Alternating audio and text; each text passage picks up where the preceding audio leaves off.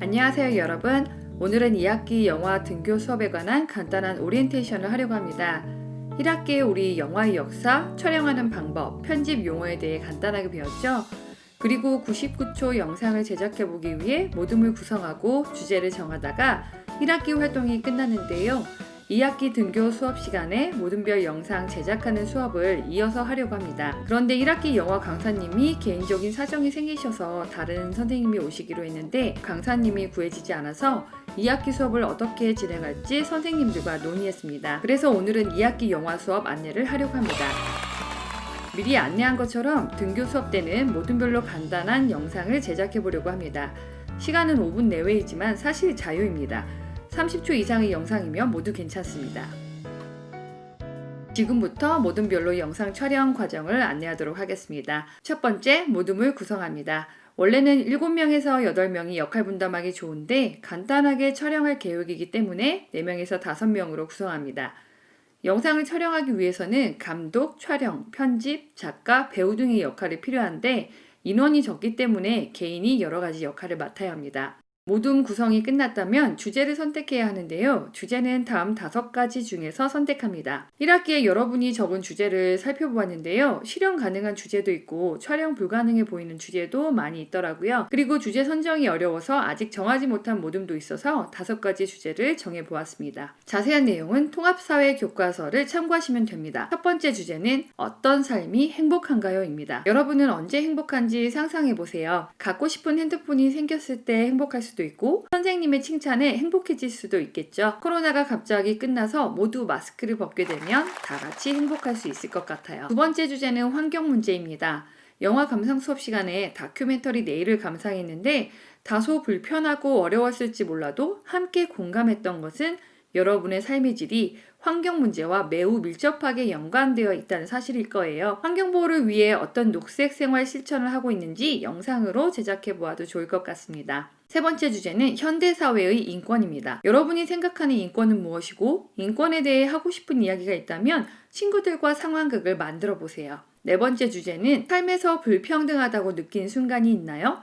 그런 경험을 이야기로 만들어 촬영해 보세요. 여러분이 생각하는 정의로운 순간은 어떤 순간인가요? 영상은 상상을 현실로 만들 수 있죠. 정의롭지 못한 순간을 떠올리고 정의로운 친구를 등장시켜서 재미있는 영상을 만들어 보세요. 5번째 주제, 더 이상 지구가 병들지 않고 삶의 질, 삶의 행복이 지금보다 나아지려면 그렇게 지속 가능한 삶을 살기 위해서 우리는 어떤 일을 할 수 있을까요? 5가지 주제 중에서 마음에 드는 주제를 선택하고 이야기를 간단하게 만들어 보세요. 한두 시간 안에 완성해야 합니다. 그래서 작가를 담당한 친구는 함께 만든 줄거리를 바탕으로 꼭 다음 시간까지 간단한 시나리오를 완성해야 합니다.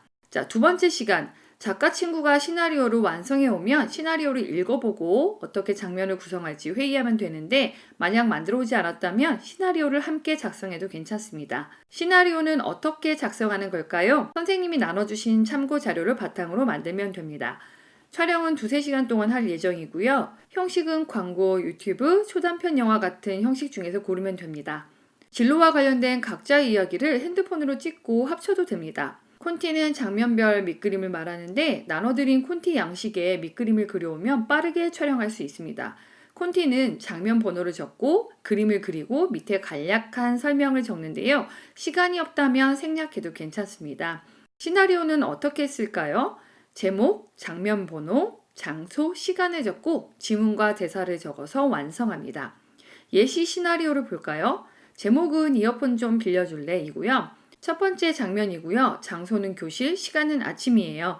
지문은 자세할수록 좋습니다.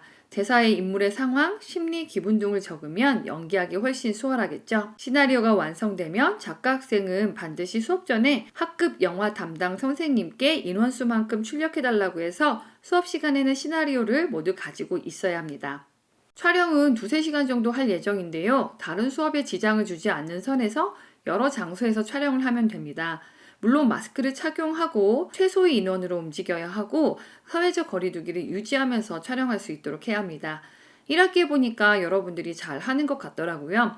그리고 특별실이 필요하면 담당 학급 영화 선생님께 수업 전에 미리 말씀드려서 촬영이 가능한지 알아봐야 합니다. 촬영은 스마트폰 또는 개인 카메라로 촬영하고요. 필요한 소품이 있다면 미리 준비하세요.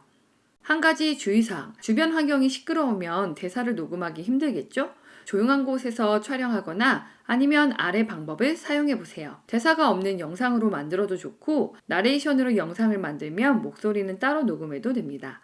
촬영을 그냥 다 하고 편집을 다 마친 후에 완성된 영상을 보면서 따로 목소리를 녹음해도 괜찮은데 그러면 시간이 오래 걸리겠죠? 그래서 이번 과제에서는 추천하지 않습니다. 촬영을 마치면 편집을 해야 하는데요. 짧은 영상은 스마트폰 앱으로 충분히 가능합니다. 온라인 수업 시간에 비타라는 앱을 소개해드렸는데요. 자세한 비타 사용법은 나눠드린 유인물에 QR코드를 찍고 참고하시면 됩니다. 편집까지 끝마친 영상은 학급 영어 담당 선생님 메일로 보내면 되는데요. 이와 관련된 건 선생님이 안내해 주실 거예요.